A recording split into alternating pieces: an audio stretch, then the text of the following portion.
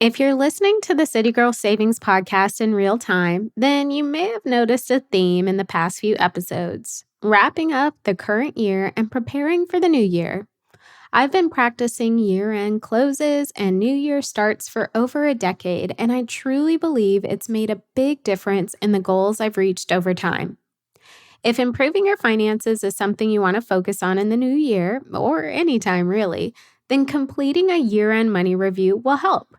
In this episode, I'm walking you through what a year-end money review is and how to complete your own. Take this information and let it help you improve your finances for next year. Welcome to the City Girl Savings Podcast. I'm Rhea Reeves, founder and finance coach of City Girl Savings. I turned my life around with budgeting many years ago, and now I'm on a mission to help others do the same. I fully believe that you can enjoy your life on a budget, and this weekly show will focus on the intersection of money and the city girl lifestyle. Join me every week along with some special guests as I share my experiences, advice, and guidance on navigating life and money as an experience-loving millennial.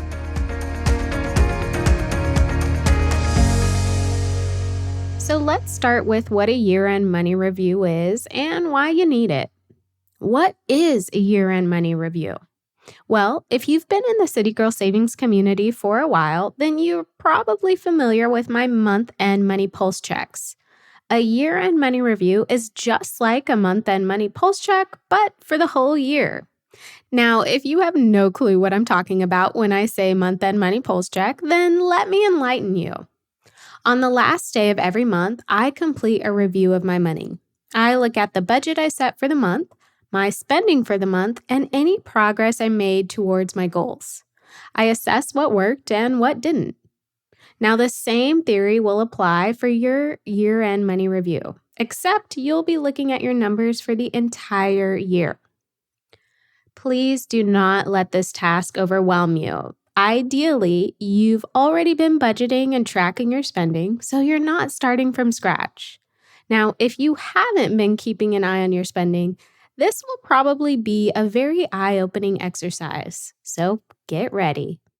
Now that you know what a year-end money review is, you may be wondering why you need it.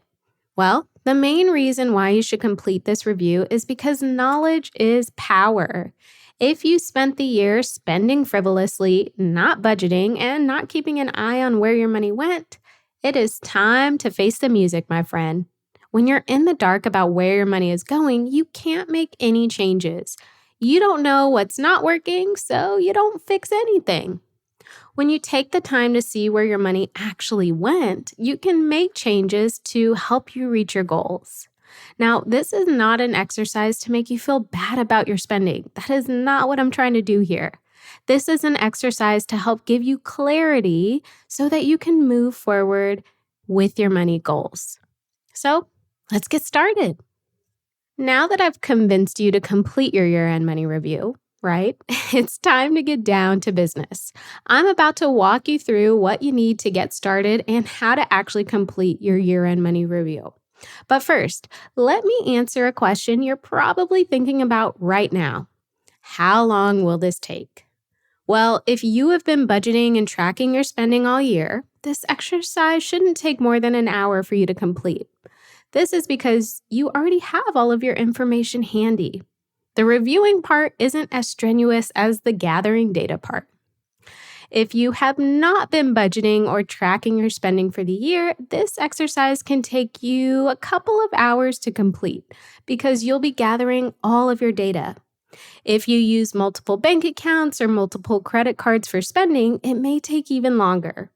If this is your scenario, I'd recommend doing this on a weekend when you don't have anything planned, because this is not a split up exercise. It's a one and done exercise. Let's move into what you need to actually begin. So first, you need your income. You'll need to know how much money you brought home in the year. This was any money that made it to your bank account. So no pre-tax amounts for this exercise. And make sure you account for any assistance, any side hustles, second job, inconsistent or one-off income as well. We want to know the total amount you brought home in the year from all income sources.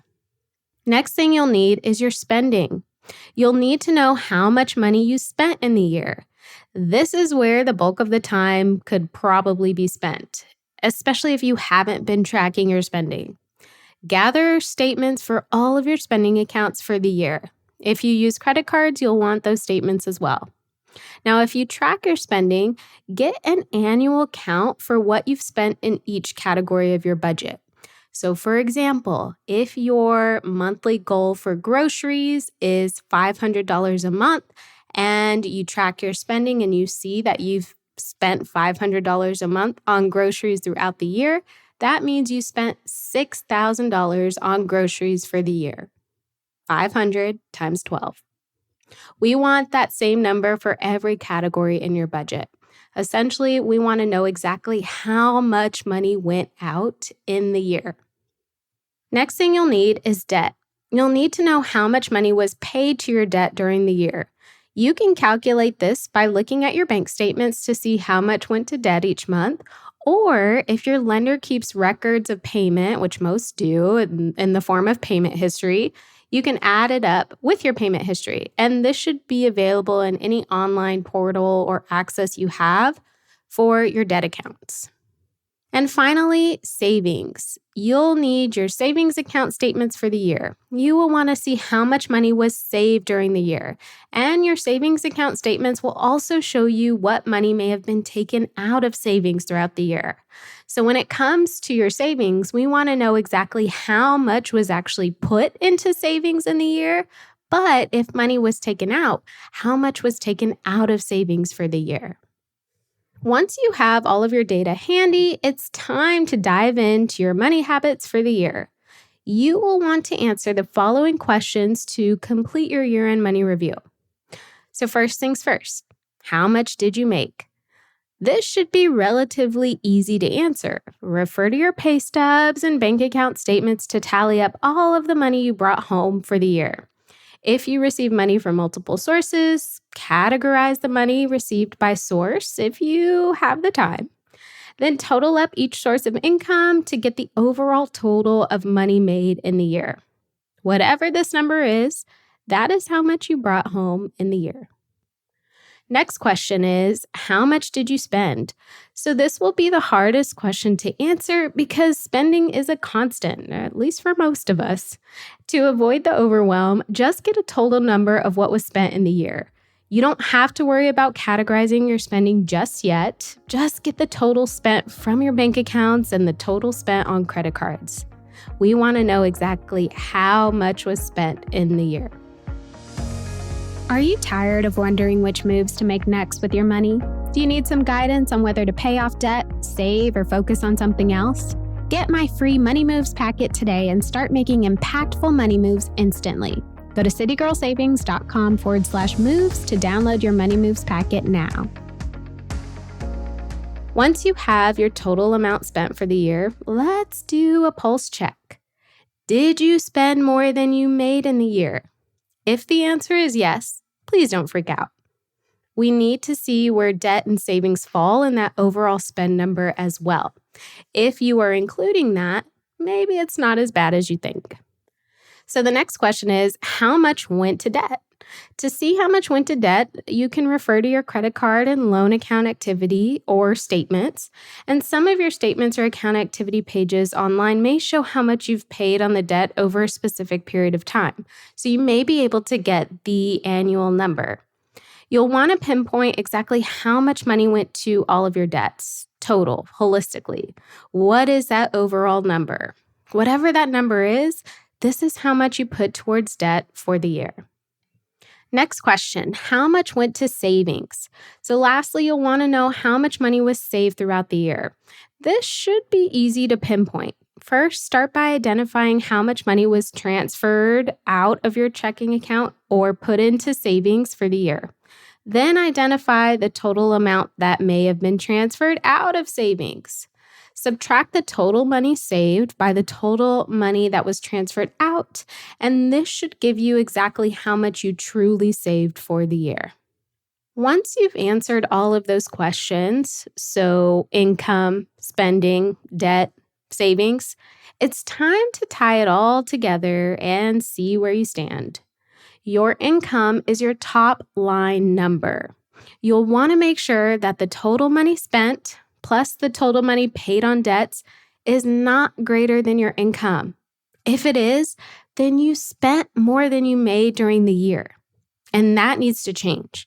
Now, if it's not, then you had a profit for the year, and usually this is what was put into savings or around that number.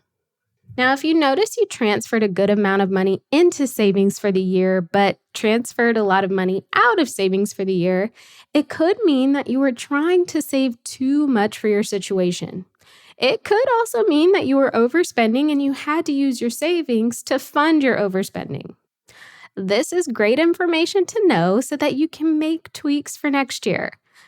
Take a deep dive of your budget to see what you truly can afford to save. Whatever that number is, it should be a number that isn't touched unless a true emergency comes up. If you're putting too much into savings, you may find yourself constantly pulling it back out. Now, you can also take your review a step further by identifying categories for all of your spending. I know I mentioned earlier that at the end of the day, we just want a holistic number of how much was spent in the year. But if you have time or if you're curious to know where your money truly went, categorize your spending. Start simple by categorizing the needs and wants. So, how much money in the year went to needs, how much went to wants? Put your spending into those categories and see, did you spend more on needs or more on wants? If you want to go even further, categorize it by general budget categories like housing, utilities, food, transportation, entertainment, and fun spending. Any of your high-level budget categories that you currently use, you can obviously use those categories, but again, putting your spending into those categories gives you an idea of actually where your money went. When you know that information, you can choose to make changes. Now, if you're deciding the needs versus wants, you can take the wants category a step further and break it down into subcategories. How much did you spend on dining out, shopping, travel, or any other common discretionary items? This will show you where your opportunities to improve are. And please tell me these results aren't eye-opening. So at the end of the day, you may be wondering, okay, I'm all done. What happens next? What do I do now? Well, if you did not like your results, so if you spent more than you made, if you didn't put as much to debt, if you pulled money out of savings, take action. What do you need to do with this information to make changes? If you were unpleasantly surprised or disappointed in your year-end money review results, I want you to start thinking about what you can do to improve for next year. Also, think about how you can start budgeting and tracking your spending so this exercise is much easier to complete next year. And please don't feel like you have to change everything all at once. Start small. Start with making more than you spend. At the end of the day, we always want to be profitable or at minimum break even. So if you change anything moving into the next year, let it be that. Now, if you are happy with your results, awesome. How do you improve? How can you get even better next year? Were there any areas where maybe you could have spent less? Will you be making more money next year and therefore maybe you'll be able to save more? Think about how you can improve your situation next year, even if it's just a little improvement. I know this was an intensive exercise, but it's designed to help you have a good, clear understanding of how you made money, spent money, and saved money during the year. Like I said before, knowledge is power, and when you know better, you can do better.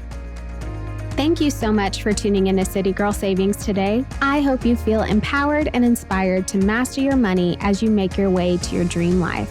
Make sure you subscribe so you're the first to know when a new episode comes out. I truly value your thoughts and feedback, so please leave a review and let me know how this podcast has impacted you. Can't wait to chat soon and make it a great day.